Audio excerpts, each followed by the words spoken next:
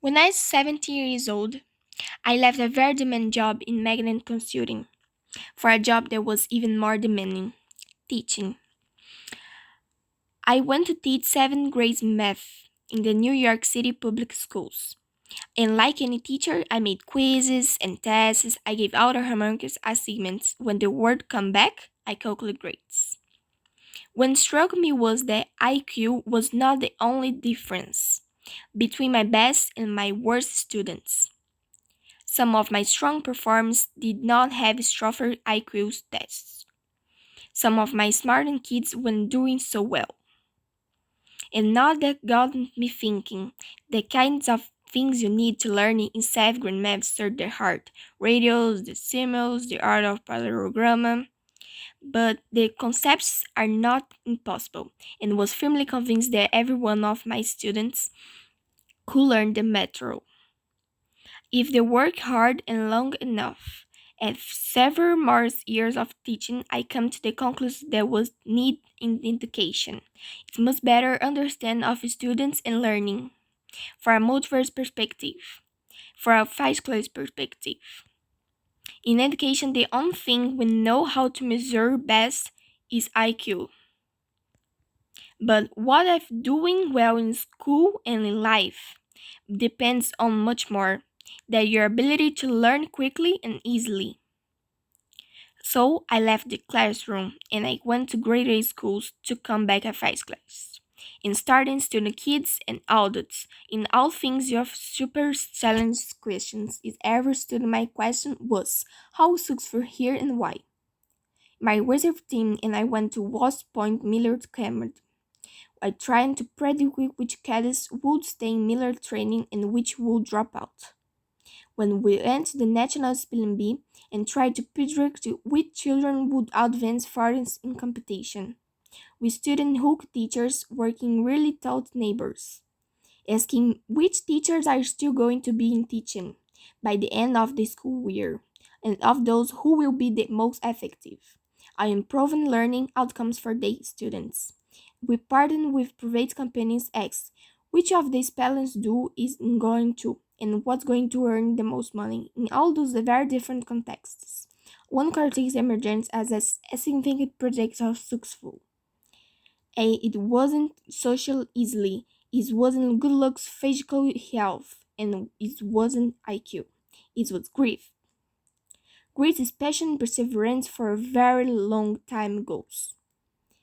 Grit is having stamina. Grit is sticking with your filter day in, day out. Not for the week, not for the month, but for years. And working here really hard to make the future a reality. Grit is living life like a marathon, not a sprint. A few years ago, I started studying grades in Chicago public schools. I asked thousands high school juniors to take grades questions and waited around to see how who would graduate. Turns out that the greater kids were still more likely to graduate. Even when I met them on every card I could measure, things like family income, starting action, the course, even how safe kids felt when they are at school. It's not just a sweat point on natural spring billing. The great maths it's also in school, especially for kids at risk for dropping out. To me, the most shocking thing about grit is how little we know, how little science knows about building it. Every day, parents and teachers ask me how I do grading kids. What I do teach kids a solid work ethic. How do I keep them motivated for long run? The honest answer is I don't know. What I do know is talent doesn't make you great. Our data show very clearly that there are many talented individuals who simply do not follow through of their commitments.